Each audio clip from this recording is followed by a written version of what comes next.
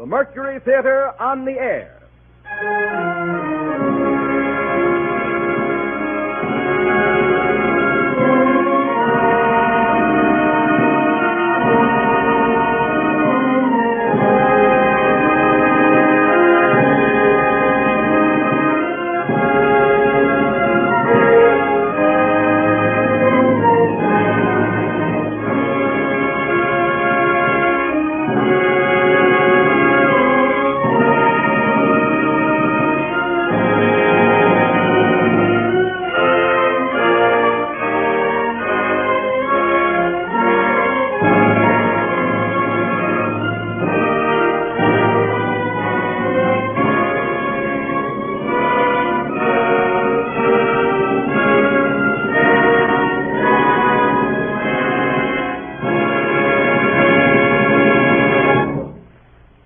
The Columbia Broadcasting System welcomes you to the 7th program in the distinctive series of weekly productions featuring Orson Welles and the Mercury Theatre on the air. In addition to the coast-to-coast audience reached by the regular CBS stations, tonight's performance is being carried to our friends in Canada through the facilities of the Canadian Broadcasting Corporation. This evening, the Mercury Theatre brings us The Affairs of Anatole by Arthur Schnitzler, with Orson Welles in the part of Anatole. And here is the director, star, and producer of these broadcasts, Orson Welles. Good evening, ladies and gentlemen. Arthur Schnitzler died in 1931, 6 years before Austria was finally erased off the map of Europe. He said once, speaking of a friend's death, "But a man is not really dead until all those who knew him and loved him are dead too." In a much deeper sense, this is true of a city. Vienna still lives today in the music and the words of the men who knew her and loved her. Not the city of ghosts and shadows that she had become since the war, but the flashing, imperial Vienna that she was at the turn of the century, when young Arthur Schnitzler, as a young man, gave up his medical practice to become her favorite writer. The Affairs of Anatole is Schnitzler's first and most popular work. Subsequently, he wrote plays, novels, and short stories. And almost every word he wrote is about the city in which he spent the 70 years of his life. The streets of Vienna, the parks, the Viennese woods. These are the places where Schnitzler is most at home. With a few deft touches, he can conjure up the old world charm, this easygoing, pleasure-loving spirit that is so typically Viennese. One can almost feel the cobblestones in the old and narrow streets. Hear the icy wind piping around the corner of the Stephanplatz.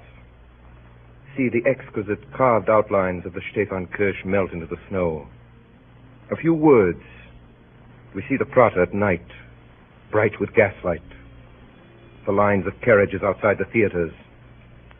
The lovers under the willow trees along the Danube, among the distant waltzes. Here, in this brilliant, charming city, live the men Schnitzler has created for us. And here live the women who love, and for whom love and happiness are just half understood, enchanting melodies that drift on the wind, who never think of the future or the past, who live from moment to moment untroubled by the depth of their emotions, who carelessly receive and waste the fragments of happiness that fall to their lot. From among these people, Arthur Schnitzler spins his wistful, humorous, and tragic story, The Affairs of Anatole.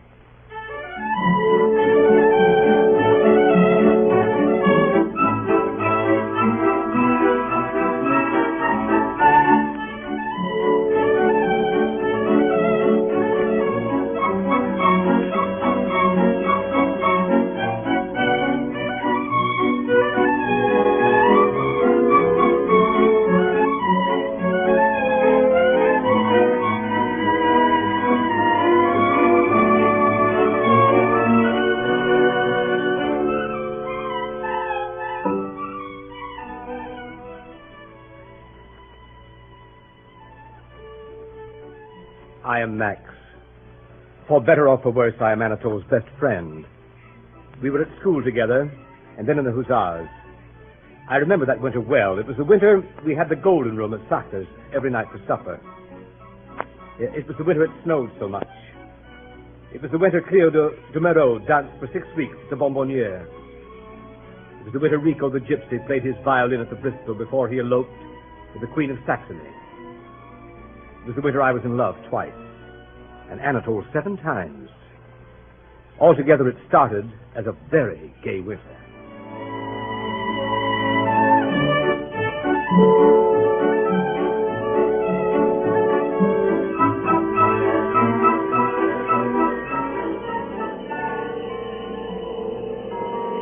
But later that winter, something happened. Anatole began to behave very curiously. Now and then people reported meeting him in the strangest places, in the snowy streets and beyond the ring at twilight, in little restaurants in the suburbs. And then suddenly, it was Christmas Eve in Vienna, and there were wreaths and candles in the windows, and the shops in the Kürtnerstrasse were full of people buying presents for each other, and then hurrying home for dinner in the snow as the evening bells began to ring high up in the Staple Tower.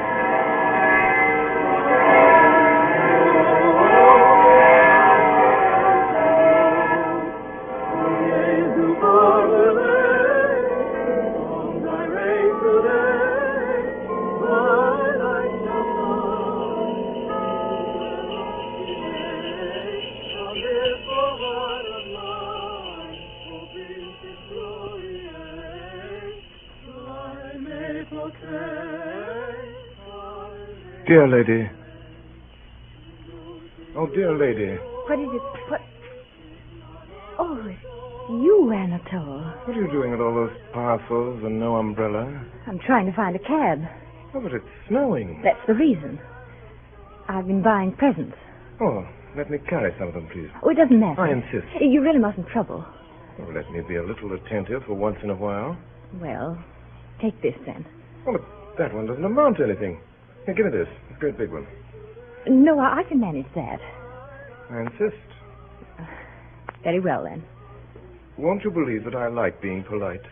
As one only notices it when it's snowing and Christmas Eve. Warm weather for Christmas, isn't it? Very. Marvelous to see you at all. Not been to call once this year. Is that what you mean? Oh, haven't you? Fact is, I've not been anywhere much. How is your husband? How are the dear children? Why ask that? You don't in the least want to know. You read me like a book. It's such very large print. I wish you knew more of it by heart. Don't say things like that. They just spring from me. Give me back my parcel. Oh, now, don't be angry, please. Please, I'll be good.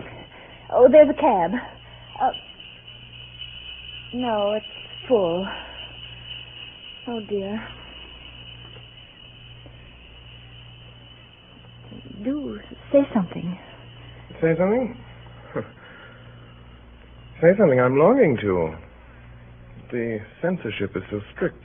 You can tell me your news, can't you? Ages since we met. What are you doing now? Nothing, as usual. Nothing? Rather less than nothing. Isn't that a pity? Why say that when you don't in the least care? You shouldn't take that for granted. If I'm wasting my life, whose fault is it? Whose? Would you mind telling me, dear lady? Give me back my parcel. I didn't imply it was anyone's fault in particular. I just wanted your valuable opinion.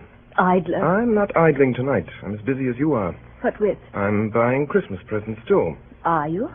If I could only find something worth buying. I've been looking at the shops for weeks. They haven't a notion among them. That's for the customer to supply. An idle person like you ought to be thinking out his presents all summer. Dear lady, how do I know in summer whom I want to give presents to at Christmas? So here it is. Only 2 hours before they light the candles and the Christmas trees. And I'm still empty-handed. Could I help? Dear lady, you're a darling. Now, don't take the parcels away from me. Why, I had no... Then I may call you a darling. Will you be quiet? I'm as quiet as can be. Where shall we go? What sort of a present shall we get? Who's it for? How shall I tell you? It's for a woman, of course. Didn't I say you could read me like a book? But what sort of a woman? Is it someone I know? Not at all. I think I know your taste. Something from the suburbs. Slim and blonde. Blonde? Yes, I'll admit that much. I might have known it. I don't sneer. Can she read you like a book? Heaven forbid. In the suburbs, I'm loved. In society, only understood. Now, you know... I really don't know what you're talking about. Now, look, here's a wonderful shop. This is just the place for you. Dear lady. Why, yes. Look in here. Little cases of scent in the window. One with 3 sorts. Patchouli, Jockey Club, Cherry Blossom. I'm sure that's the very thing. You're unkind. Wait a minute. Look at this window here. Brooches and things. Look at this pin here with 6 paste diamonds in it. 6. Oh, how sparkling. Or a bracelet with charms hung round. Or a long bead necklace. Quite savage. That ought to please in the suburbs. I'm afraid you know nothing about the suburbs. Oh, here, quick, look here. How perfectly charming. What do you think of that hat? The bow is too large, of course, and they put a few feathers too many. But it's adorable. That really would be a sensation in the suburbs. I think you probably underestimate the taste of the suburbs. It's so hard to be helpful. Make a suggestion yourself. You're waiting to laugh at it. I won't laugh. Tell me about her. I don't think I can. Of course you can. How long have you known her? Oh, Well, ever so long. don't be so difficult. Tell me all about her. There's nothing to tell. Oh, what nonsense. Where did you meet her? What's she like? What's her age? Is she short, or tall, dark, or fair? It'll only bore you. No, it won't. I've always wanted to know about that sort of person, of what they're like. My dear lady, you'll never know. Why not? As long as you really believe that women you haven't called on don't really exist at all. But I want to learn better. Please go on telling me about your friend. You simply must know, must you? Certainly I must. What's her name? Louise. How did you first meet? How does one meet people? In the streets? The seaside? In a bus? Sharing an umbrella? Never mind how one meets people. How did you meet her? The girl we're finding a Christmas present for. I'm sure she's like nobody else. She's just as like every other girl of her sort as you were like every other woman of yours. Am I indeed? Oh, now don't be offended. Or as I'm like every other man of my sort. What is your sort? I, madam,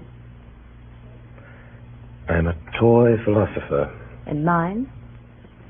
You're a married lady. And what's she? She's just a dear little girl. Then let's hear all about your dear little girl. It's not that she's so beautiful or so very smart. She certainly isn't so terribly clever. Never mind what she's not. Well, she has the soft charm of a spring evening, the grace of a fairy princess, and the soul of a girl who knows what love means. That sort of soul is to be found quite frequently in the suburbs, I believe. Dear lady. I'm sorry. I believe in your fairy princess. What sort of a castle does the princess live in? Can you imagine a fairy princess in anything but the smartest of drawing rooms?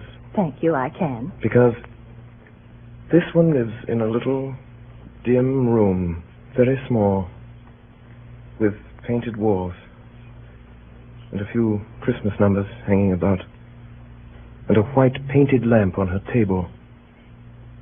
You can see the sun set from the window, over the roofs, through the chimneys. And in the spring, you can almost smell the flowers in a garden across the way. Must be a sign of great happiness, looking forward to the spring. Yes. Yes, I am happy. Now and then. It's getting late. We must buy her something. Something for that little room of hers. Well, she thinks it's so pretty as it is. Is she waiting for you now? Certainly. She's waiting. Tell me, how will she receive you? Oh. The usual way. She hears your step on the stairs, doesn't she? Sometimes. And goes to the door. Yes. Throws her arms round your neck and kisses you and says... What does she say? Oh. What one usually says in such cases. Well, for instance. I know of no particular instance. What did she say yesterday? Oh, nothing special. It sounds silly if you didn't hear the way she says it. I'll try and imagine that. Tell me the words. It's good to have you back again. It's good to... Is that it? To have you back again. That's very beautiful. You see, she means it. And she lives there alone? Yes, she's quite alone. She has no father, no mother. Not even an aunt. And you are all the world to her. Possibly. I'm afraid I'm getting cold. Walking in the snow like this. All the cabs seem to be full. Oh, I'm so sorry. I should have kept you. Let me see you home. Yes, they'll be waiting for me at home. What about your present? Oh, never mind. Never mind. I'll find something. Will you? But I wanted to help you buy Oh, it. no. You mustn't trouble. I wish I could be there when you give it to her. I wish I could see that little room and that dear little girl. She doesn't know how lucky she is. Oh, there's an empty cab now. Would you call it, please? Oh, why all this hurry all of a sudden? Please do as I say. All right. All right, dear lady. Cab! Cab! And give me my parcels. May I send her something? You? Take her these flowers. Will you give her a message as well? Of course. Promise. I promise. Why shouldn't I? This is the message. Yes?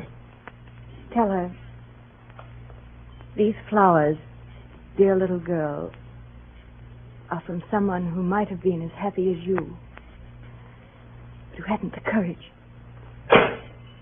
Goodbye, Anatole. Goodbye. Goodbye.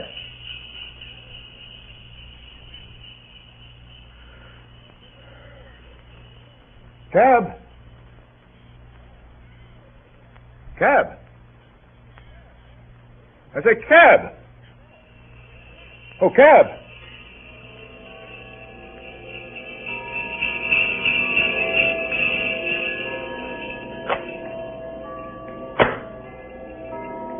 Anatole gets in. He gives the driver an address in the suburbs. Then he settles back on the cushions, for he has a long drive before him.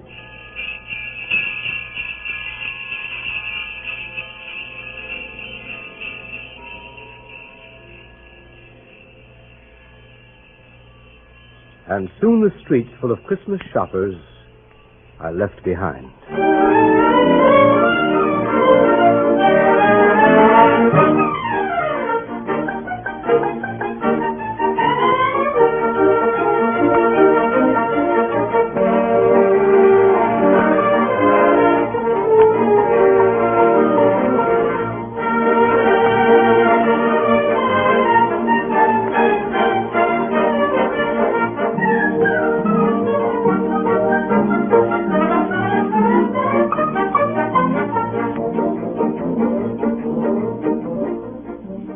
One evening in February, it was the week Fritzy Chef was singing at the Winter Garden.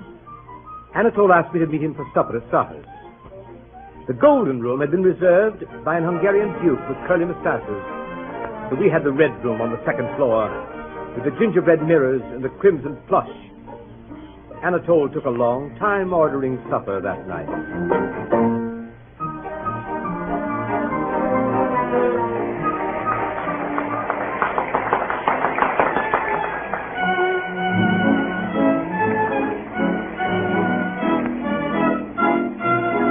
And with that, a white Moselle wine, sir.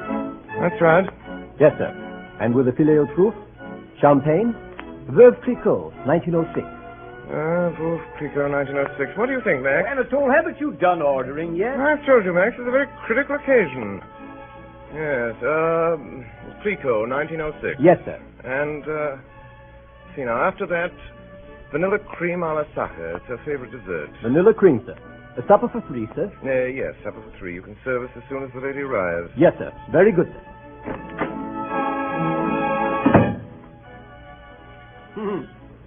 Suppose she doesn't turn up after all. It's only 10. Well, quarter after. Couldn't be here yet. The ballet must have been over long ago. Give her time to take her makeup off and get dressed. I say, Max, should I go over and wait for her? Oh, don't spoil the girl. Ha, ha, ha. Spoiler. Huh. Spoiler. I know you behave like a brute to her. Well, that's one way of spoiling a woman. No doubt. You know, Max, I feel very solemn tonight. Solemn. Have you asked her to marry you? Worse than that. You have married her? I have not. What makes this evening so solemn, my friend, is that it is the end. What? Yes, our farewell supper. What am I here for? You, my best and oldest friend, you are to be the undertaker to our dead love. Thank you. I shall have a very charming evening. All week I've been putting off this supper. You must have quite an appetite for this time. Oh, we've had supper every night, but I've never known how to begin the right words to use. I tell you, Max, it's nervous work. Do you expect me to prompt you? No, I expect you to stand by me, smooth things down, keep up quiet, explain. And suppose you explain first. With pleasure. She bores me. I see. And there's someone else who doesn't. Yes. Ah. The other. What type? Oh, no type at all, Max. Something quite new. Quite wonderful. She makes me feel as I've never felt before. I can't describe her. She's like a Viennese waltz. Simple, sentimental, dreamy. A little blonde head, blue eyes. Can't you see? Oh, no, of course you can't. And how can I explain? If I take her a bunch of violets, she receives it with a tear in the corner of her eye. Try her with a bracelet sometime. I knew you wouldn't understand in the least. I should no more think of bringing her to a place like this with people like you. You know where she likes to go? No, you don't. She likes to go to little, cheap, quiet places with flowered wallpaper and a phonograph in the corner. Yes, we've been to one every night this week. You said you had supper with me. Well, so I have. So I have 2 suppers every night this week. One with a girl I'm trying to win, the other with a girl I'm trying to lose. I haven't done either yet. Well, suppose you take Mimi to the little cheap restaurant and bring the new blonde here. That might do it. That shows how little you understand. Oh, such a child. If you'd seen her face when I ordered a bottle of wine. Tears in the corner of her eye. She simply wouldn't let me. What have you been drinking all week? Well, beer after 10. Such is life. Your life. But I've had enough of it. To a man with my nice sense of honor. My nice sense of honor, Max. I heard you the first time. If I go on much longer with this double life, I shall lose my self-respect. I remember telling Mimi, in so many words, soon after we met, when we swore that nothing should ever part us. Mimi, dear, I said, Mimi, whichever of us first discovers that our love is over, must tell the other. Quietly and calmly. Besides swearing that nothing should ever part you. Good. If I have said it once, Max, I have said it 50 times. Mimi, I have said we are both perfectly free, I said. We shall go each our own way. Calmly, Max, and quietly. Only remember, Mimi, I said, if there's one thing I can't stand, it's deceit. Then it ought to be quite easy to... Easy? I don't know. It comes to the point somehow I can't tell her. Oh, she'll cry, Max. I know she'll cry. And I can't bear that. Suppose she cries and I fall in love with her again. That wouldn't be fair to the other one. And if there's one thing you can't stand, it's deceit. And what do I do here tonight? Well, it'd be easier with you here, old man. Happy to oblige. How shall I start? Tell her she's better off without you? Is that what you want me to do? That's something of the sort. Tell her she won't be losing so much, Yes, Senator. Yeah, there are hundreds of better-looking men. Better looking, richer men? Handsomer, richer, and cleverer. I shouldn't exaggerate. Come in. The lady, sir. Sure in. This way, madam. Oh, so here you are. Yes. Here we are. Here we are. Let me take your wrap. You're a nice one, aren't you? I looked all over the theater. Good thing you hadn't far to come, wasn't it? You said you'd be there. You ought to be there. Hello, Max. Let's feed. Come in. What's he knocking for today? Well, you can serve supper now, Yes, waiter. Yes. You weren't out front tonight. No, I wasn't out Well, front. you didn't miss much. It was awful. Anatole, I've a bit of news for you. Have you, my dear? Have you? Important. Mm-hmm. Yes, it may surprise you a bit, perhaps. Well, I have a bit of news for you, too, my dear. Oysters, madame. Of course I want oysters. You needn't stay, waiter. We will ring. Well, my dear? I think perhaps it'll surprise you, Anatole. Though I don't see why it should. And then again, perhaps it won't. Shouldn't, really. Don't tell me they've raised your salary. Don't interrupt, Max. No, why should it? I say, are these English or Belgian oysters? Belgian. Oh, I Belgian. do like oysters. They're the only things you can go on eating and eating. Eating and eating and eating. That's what I always say. Well, this important news. Do you remember something you said once? I say so many things. Oh, I remember your saying it. You said, Mimi, if there's one thing I can't bear, it's deceit. Go on. Go on. Always tell each other the whole truth before it's too late. That's what you said. Yes, I'm... Anatole, suppose it is too late. What's that? Oh, it's all right. It isn't too late. I'm telling you in time. Just in time. Mimi, are you crazy? What's this? You stop staring at me and eat your oysters, Anatole, or I won't say a word. Confound the oysters. Eat! If you go on with what you were saying, I don't like these jokes. Now, didn't we agree that when the time came, we wouldn't make any fuss? We'd tell each other quite calmly and quietly. Well, the time has come. Do you mean... Yes, I do, Anatole. This is the last time we have supper together. Would you mind explaining? All is over between Is us. it? Admirable. Nothing admirable about it. It's true. My dear Mimi, I'd like to understand. Has someone asked you to marry him? Oh, Anatole. I wouldn't throw you over for that. Throw me over. It's no use, Anatole. I'm in love. Madly in love. Max, shut up. There's nothing to laugh at, Max. Oh, never mind him. Now, Mimi, I think you owe me an explanation. Well, I'm giving it to you. I'm in love with somebody else. And I'm telling you straight out like you told me to. Calmly and quietly. May I inquire what sort of a low... No, my dear, don't be coarse. I demand to know. Oh, do ring the bell, Max. I'm so hungry. Hungry. Such a moment. Hungry. Well, remember, old man, this will be the first supper she's had tonight. Come in. What do you want? You rang, sir? Yes, bring the next course. Where's the wine, waiter? Where's the wine? Are you asleep tonight, waiter? Beg pardon, sir. The wine is on the table. No, the champagne. Very good, sir. Now then, you will please explain. Never take a man at his word. Sounded so nice when you said it. When we feel it's coming to an end, you said, say so. And we'll each go our own way, calmly and quietly. That's what you said. For the last time.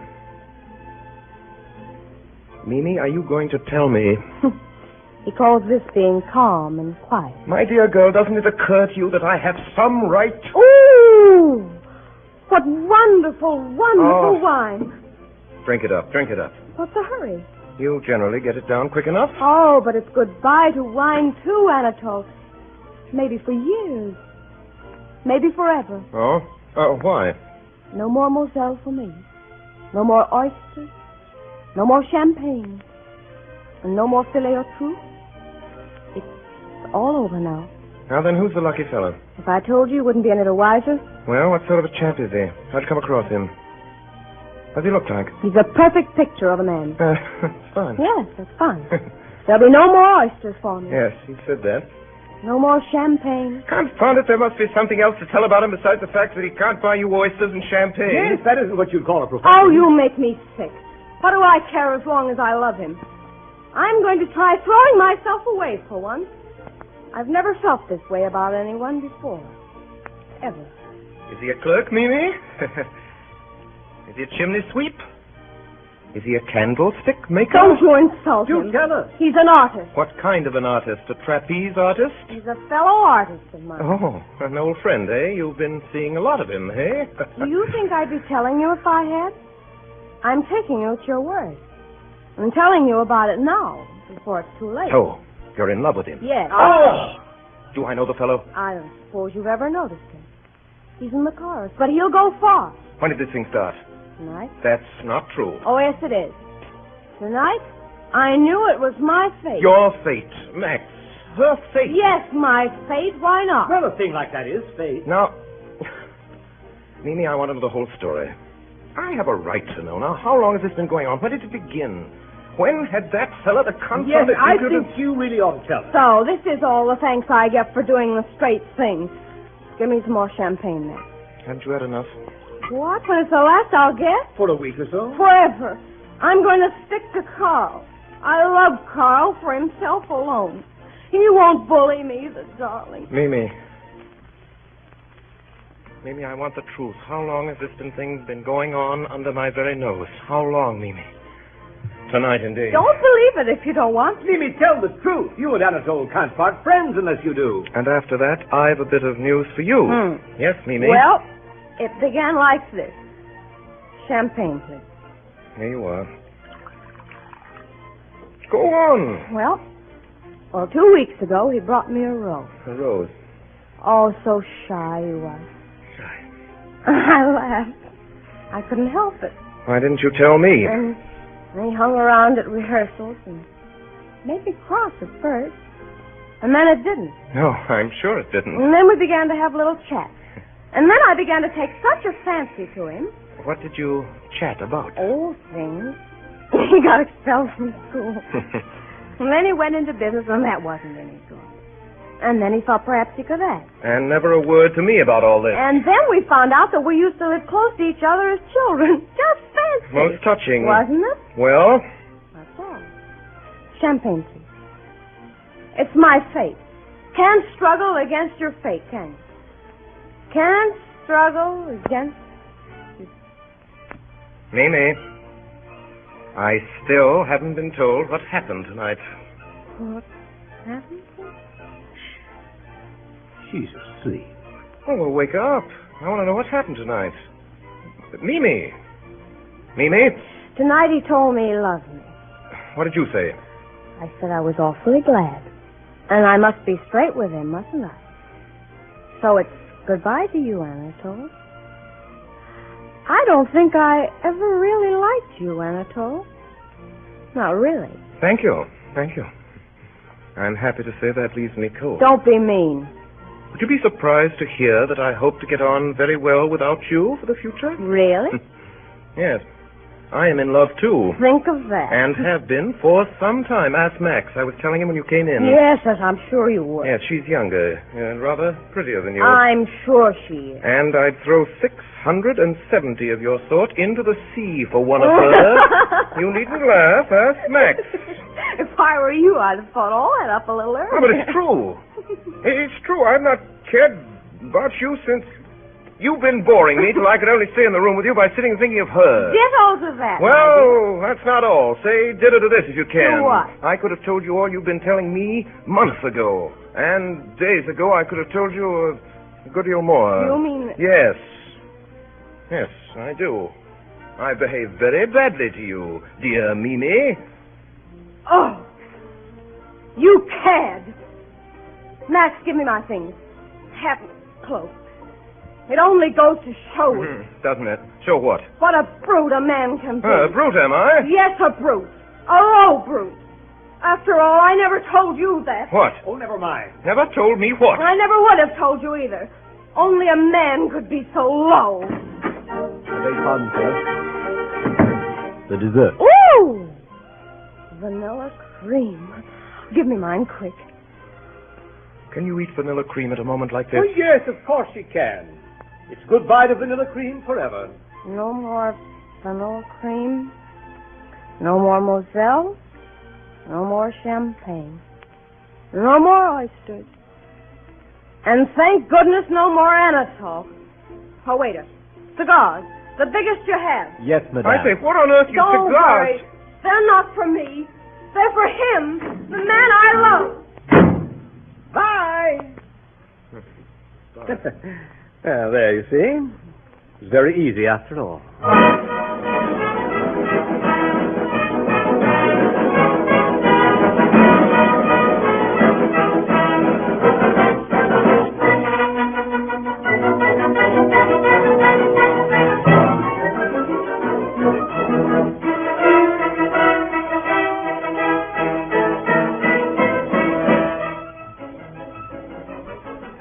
You are listening to the CBS presentation of Orson Welles and the Mercury Theatre on the Air in Schnitzler's The Affairs of Anatole. The program will continue in just a moment. This is the Columbia Broadcasting System.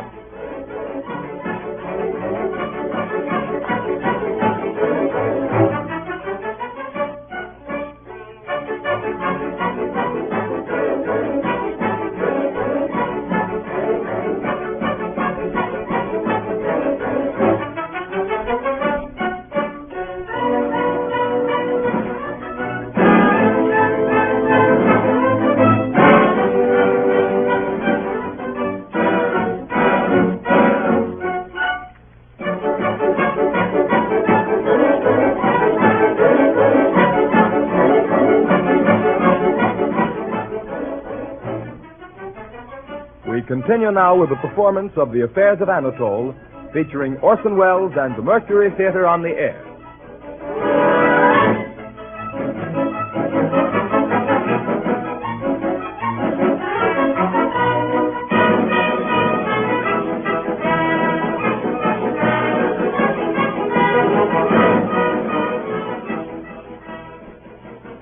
Now comes a sad day for the ladies of Vienna.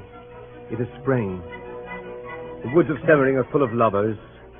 In the Wienerwald, the chestnut trees are in bloom, and Archduke Louis Ferdinand's hussars are out on their black horses in their tight silk uniforms of blue and crimson.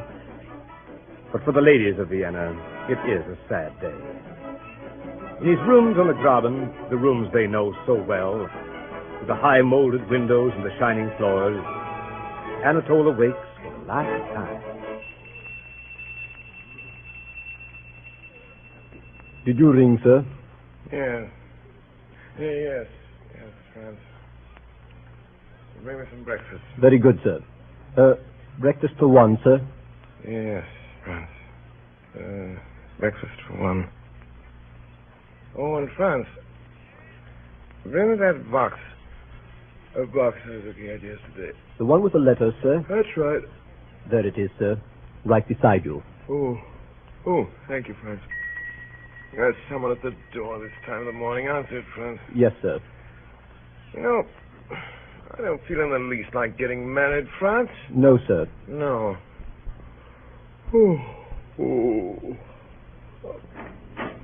My dear fellow! Breakfast for two, Franz. Anatole, old fellow! Max, what are you doing here at 8 o'clock in the morning? Nearly 10. Well, what are you doing here at 10 o'clock in the morning? I say you're very jumpy. What's the matter? Yes, I am very jumpy. Not today. You shouldn't be jumpy. Oh? What did you want? What's about this wedding? Oh, the wedding. You know your cousin Alma's one of the bridesmaids. About her bouquet. Well, what about it? I forgot to order it. I forgot to ask her what color she's wearing. What do you think? White or pink or blue or green? Certainly not green. Are you sure? You know Alma never wears green. How do I know? Don't shout. It's nothing to be excited about. You know what color she'll be wearing at your wedding this morning? Yes, pink or blue. Which? Who cares? Confound it, the bouquet's supposed to match. You order to, you can wear the other in your hair. That's a silly I'll joke. be making a sillier one in an hour or two. A cheerful bridegroom, I must say. What on earth have you got there, all those letters and things? Those letters and things are my past. Your what? My past. My dead and buried past. Yes, Max, I'm going to ask you to take care of it for me. Your past? Better burn it, I should think. I can't do that. Why not? Well, this how I'm true to them. To all the women I've ever loved. You know, I never forget a single one, Max. I have only to turn over these letters and dead flowers and locks of hair. You'll have to let me come round to your place and turn them over occasionally, Max. And, back they'll come to me. I'll be in love with them all again. And I'll adore them as before. Yes, the idea being that you want to use my rooms as a meeting place with your dead love. Suppose there were some magic phrase, Max, that could force them all to appear. Call them back out of the utter nothingness. Well, let's think of a phrase. What about, my only love? Yes. Yes, my only love. And then they'd all come. One from a villa in the suburbs. One from her crowded drawing room. One from her dressing room at the theater. Several from their dressing rooms at the theater. Several. One from a shop. One from the grave. One from here, one from there. My only love. You see, Max, I'm a methodical man. Is it done alphabetically? Oh, no, there's a label for each, like the motto on a cracker. Huh. A verse or a phrase will recall the whole thing to me. Oh, no names. Susan and Jane and Mary suggest nothing. May I look? I wonder if I can still remember them all, Max. I kind of looked at some of them for years. I loved her. When she left me, I thought I should have killed her. My kisses on your neck remain, and nothing else, Matilda. But that's a name. What a name, Matilda. It wasn't her real name, Max. I'd written killed her, and there aren't many rhymes to that. I always did kiss her on the neck, though. Who was she? Oh, it doesn't matter. I loved her. Once. That's all there is to... Well, stand down, Matilda. She does up small, anyhow. Yes, one lock of hair. No letters? Letters from Matilda? That would have inked her fingers. Don't you sometimes wish women weren't taught to write? Exit, Matilda. Poor Matilda. No, you mustn't insult her.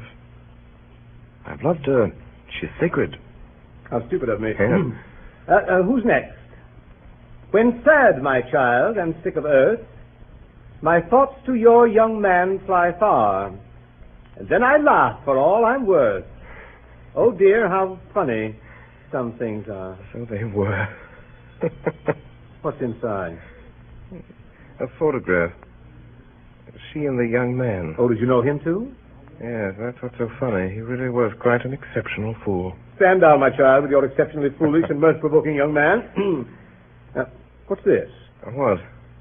A box on the ear. Oh. Yes. Is that how it ended? No, how it began. Ah. Oh. She always carried her curling comb. Yes, she always did. Then it didn't matter what happened. I tell you, she was confounded pretty, that one was. There's a bit of a veil left, isn't there? Feels like that. Yeah. How did I lose you? How did you lose her? That's the point. I never knew. Max, one fine day, she just wasn't. Don't you know how you leave your umbrella somewhere? You don't think of it till days later. No idea where you put it down? Fare thee well, my lost umbrella. Let's see, what's this one? Sweet and dear you were to me. Girl with roughened fingertips. Past all... Oh, that was Hilda. You remember Hilda. What became of her? She married a milkman. Did she now? That's what happens. I love a girl. I'm all the world to her. And then she marries a milkman. My only love. Hello? Yes, madame. One moment, madame. France. France! One moment, madame. Who is it, France? It's a lady, sir. Well, tell her I'm out. I'm afraid she heard you, sir. Oh, all right. All right, excuse me for a moment, ma'am. Yes, of course, madame. Hello? Oh. Yes, hello, darling. Yes. Beautiful. And you? Splendid. Splendid. What? What's that? Breakfast? Oh, no, darling, not this morning. It's not possible. No, darling. I tell you, no. No, not this morning. You can't come to breakfast here this morning. Why? Why? Because I've got a man here, a man with some papers. Yes, that's right. A whole stack of papers. What's that?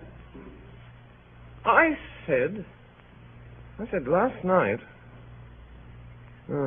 Forever? My only love. What? Oh, of course I meant it. Yeah. You know, every word of it, darling. But not this morning. What's that? You coming right over? You're coming right over? I tell you, you can't. Just a minute.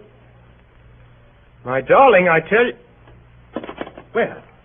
Well, really, Anatole. Let me explain. If this is how you begin your married life... Don't be an ass. I'm not a moral man myself, but hang it Will all. you let me explain? Hurry up, then. It's almost 11, and your wedding's at 12:30. So it is. So it is. Well, last night I was at a party. I know that. I was there. So you were. I forgot. You were all there. You were all very lively. Yes, there was lots of champagne. Well, you drank my health and Louise's health. I drank your health and her health and wished you both happiness. So you did. Happiness, yes. Thank you very much. You thanked me last night. Did I? Did I? We broke up about 12:30, didn't we? Yes, I gave Louise a kiss. And she gave me a kiss. Well? Well, it was snowing. After the party was over and you'd all left, then I was all alone. All alone in the street by myself. Poor old boy. Alone in the cold and in the snow. Great big flakes. Perfectly beastly. So what did you do? So I thought I'd go to the ball at the opera. Oh. You see, Max, it suddenly came over me, made me perfectly wretched that I wasn't going to be a free man anymore. Never more a jolly bachelor. My last night out. Go on. They were in full swing at the opera, and I got there. And I watched for a bit, and I plunged in. I wanted to breathe in the sound and the scent of it all. Bathe in them for the last time. Time is getting on. What happened then? Was I drunk at Pop-in-Law's? Not a bit. Then I must have got drunk with that dancing. Mad drunk. It was my opera ball. Mine. Given by the city of Vienna to say goodbye to me forever. And then? Then I met a friend. An old friend? Can't you guess? You know, Max, when I got engaged, I had to tell quite a few stories, you know. Going away for a bit and back soon, you know. There was one in particular. Ilona. We met and sat under a palm. You're back again, she said. Yes. Yes, I said. When, she said. Not till last night. And why haven't you written? Where on earth you been? Far, far away, I said. But I'm back again. Do you still love me? I love you still. And don't I love you still? She said. We'll never be parted again, she said. Never, I said. The waiter brought champagne and we were very happy. Well, I'm blessed. And now she's coming to breakfast. You know, looked at it in a certain light. This is pathetic. It's perfectly disgraceful. Yes, it is disgraceful. It is very pathetic, too. Who's that? Hello, Franz. Hello. Oh, so there really is a man here. Oh, it's only Max. Only Max? Well, why didn't you tell me? How are you, Max? And what do you think of this scoundrel? I think that's just what he is, a scoundrel. I've been crying my eyes out for him for months, and all that time he's been... Anatole, where have you been? Oh. Well, places. Didn't he write to you either? But now I've got him safe. He doesn't get away again. Never to part. Oh, darling, give me a kiss. Oh, no. Really, Max doesn't mind, do you, Max? Oh, what a face. Look pleasant. Let's all have breakfast and be happy. Certainly. Ilona, I'm afraid I can't stay, and I really don't see... What don't you see? Anatole ought to... What ought Anatole? Anatole, it's high time that you... High time for what? He ought to dress. What's the hurry? You can stay at home today. My dear, I'm afraid I can't. You can if you try. I'm asked out. You send a message and say you can't go. He must go. I'm asked to a wedding. Oh, that doesn't matter. But it does matter. I'm what you might call the best man. Ah. And are all the bridesmaids desperately in love with you? Let's not go into that. I am, so he'd much better stay at home with me. My dear child, I must go. He really must. For a couple of hours. Oh, sit down, both of you, and let's have breakfast. There. Now, how many lumps, Max? I really ought to be going. How many lumps? You know I always take 2. Cream or lemon? You know I take lemon. Lemon and 2 lumps of sugar. I remember. I say, I'm going. Oh, no, Drink Max. the tea first, Max. Yes, my dear, I simply must go and change. What time is this silly wedding? 12:30. Are you asked to? Yes. Who's the man? No one you know. Who is it? It's no secret, is it? The whole thing's a deadly secret. You see, his people... Oh, you're both dear boys, but you're lying in your teeth. I beg your pardon. It doesn't matter. You go where you like, Max. Anatole stays here with me. I tell you, I can't. The man's my best friend. I must get him married. What do you say, Max? Should I let him go? Dear Ilona, I think you'd better. Where's it to be? What do you want to know that for? Oh, I'd like to go and look on. You mustn't do that. I must have a look at your bridesmaid, Anatole. Best men often marry bridesmaids, don't they? I can't have you getting married. What would you do if he did? Forbid the banns. Would you? No. Or I might make a scene at the church. That's vulgar. I wouldn't do that. No. Why don't we invent something new? For instance? Turning up at the wedding dressed like a bride, too. Oh, that would be very striking. Very. I must go. Look here, Ilona. I simply must change. I shall be late. Mr. Anatole, What is it, France? the flowers have come, sir. What flowers? The flowers, sir. I'll take them. But let me see. It's the bouquet for his bridesmaid. Oh, orange blossoms. It's a bride's bouquet. For heaven's sake, Yeah, my goodness, if they haven't sent the wrong one. France, send back that bouquet at once. At once. Leave it in the hall. There you are. I sent France back with it. I'll go myself and see that they get the right one. You're coming back? Right away. Right away. Ah, thank goodness he's gone. Darling. Darling. Oh, be nicer than that. My only love.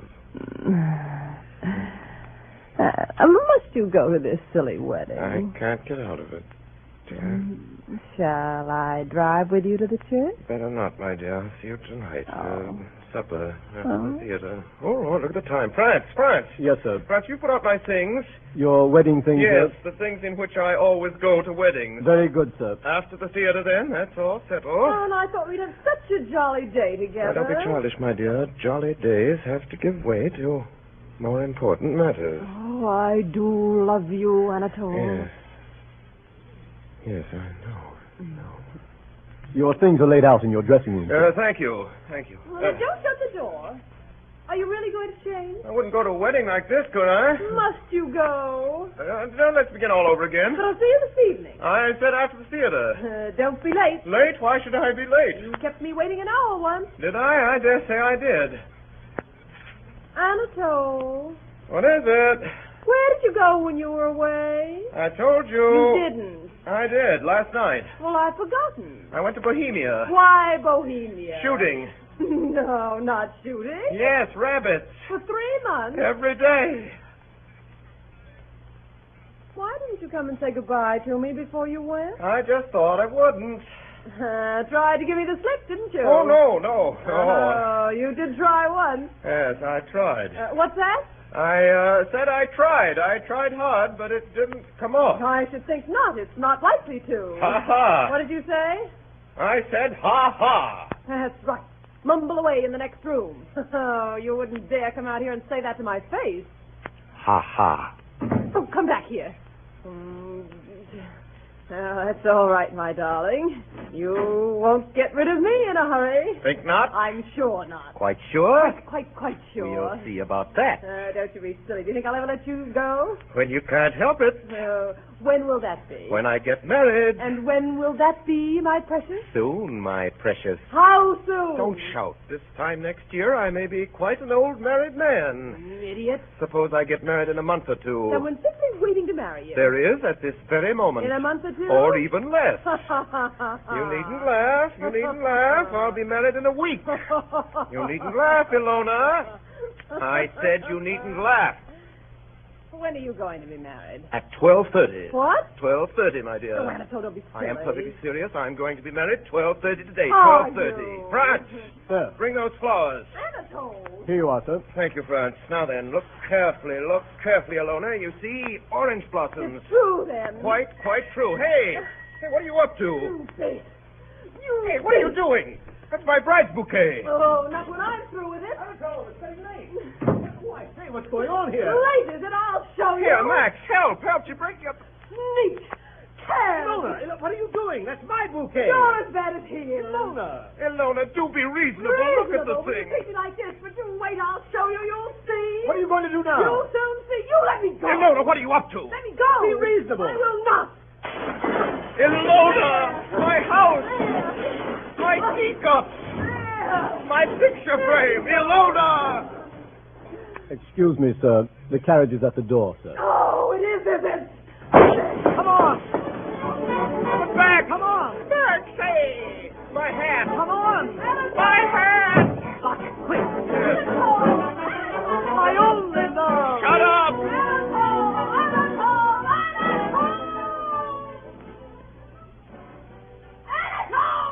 I, Anatole, take thee, Louise, to be my lawful wedded wife,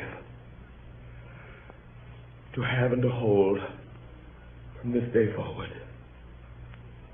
for better or for worse, for richer or for poorer, in sickness and in health, to love and to cherish.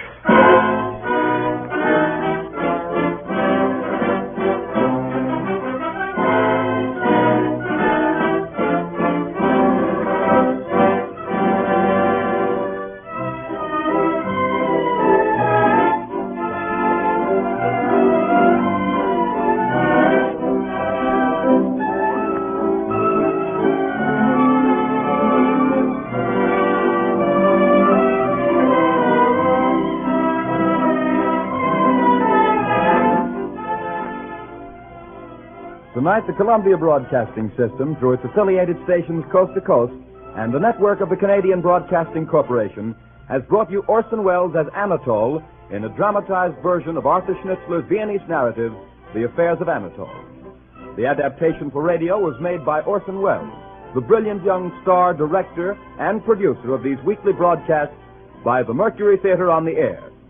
And here is Orson Welles to tell you about next week's broadcast. Ladies and gentlemen, first of all, I'd like you to tell you about the cast tonight. Gabrielle, the first of Anatole's three affairs this evening, is played by Miss Alice Frost. Mimi, she of the oysters and the champagne and the Moselle and the cigars, was Miss Helen Lewis.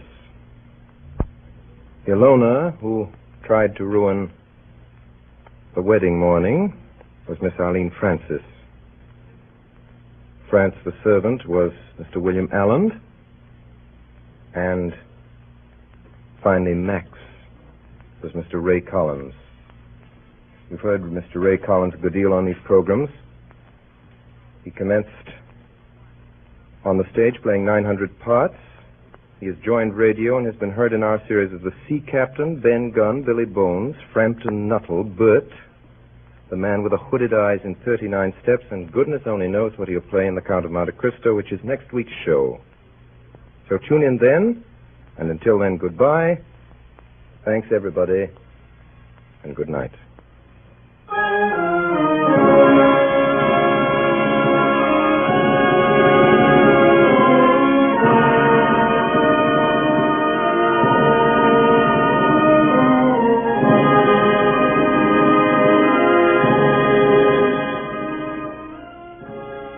tonight's program, Bernard Herrmann conducted the orchestra, and Davidson Taylor supervised the production for Columbia. Dan Seymour speaking. We invite you to join us again next Monday evening at this same time for the 8th broadcast in this unique series featuring Orson Welles and the Mercury Theatre on the air. The play, Dumas' The Count of Monte Cristo. This is the Columbia Broadcasting System.